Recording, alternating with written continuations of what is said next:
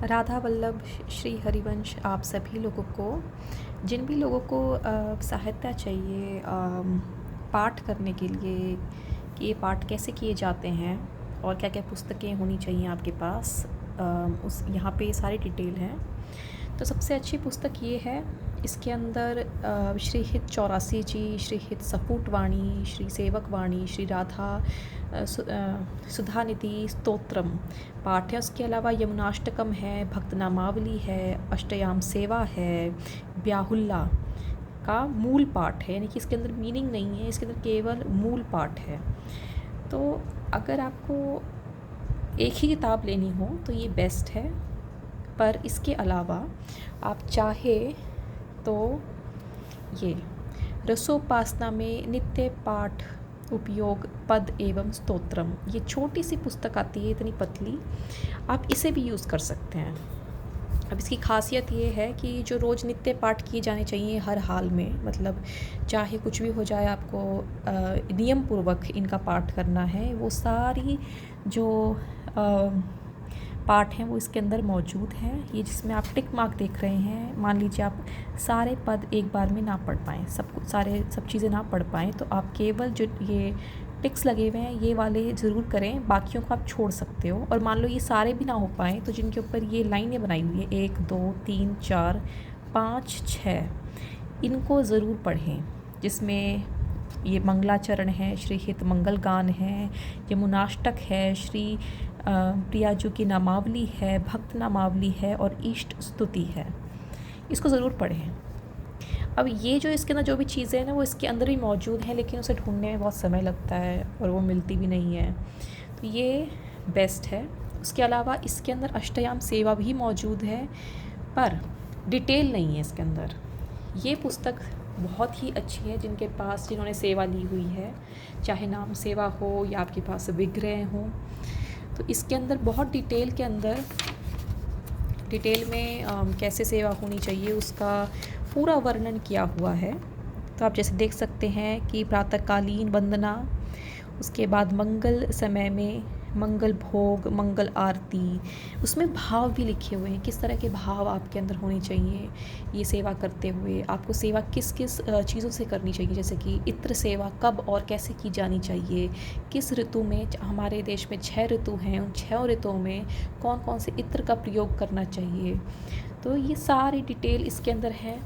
तो आपको ये, अब इसके अंदर भी अष्टयाम सेवा है, ये किस काम की है? ये इस काम की है कि जब भी आप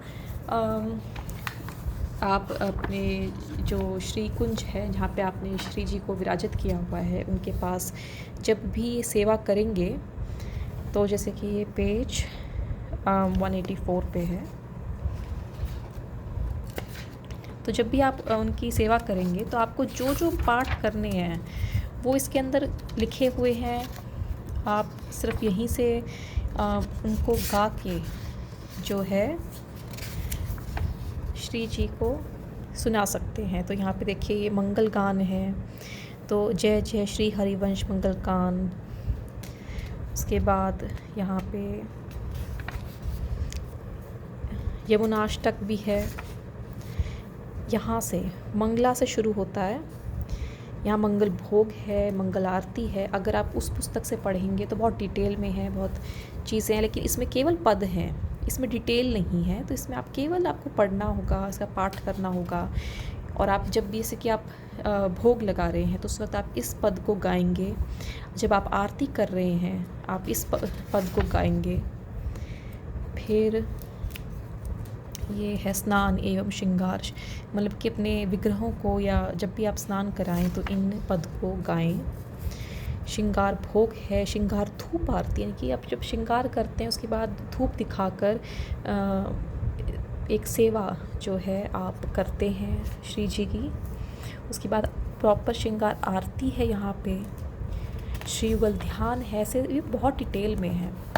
इसके अलावा अब इसमें श्री 84 जी है, ये सबसे महत्वपूर्ण है पूरे इन सभी में, इसका पाठ करना ही चाहिए। इसके अंदर जो है केवल मीनिंग के साथ है, और गुरुजी कहते हैं जिनकी अभी तक प्रॉपर जो दीक्षित नहीं है उन लोगों को बिना मीनिंग के, मतलब सिर्फ मूल में ये इसका पाठ करना चाहिए। उसके बाद सफूट वाणी है, ये बहुत छोटी होती है पर बहुत अच्छी है। उसके अलावा सेवक वाणी है।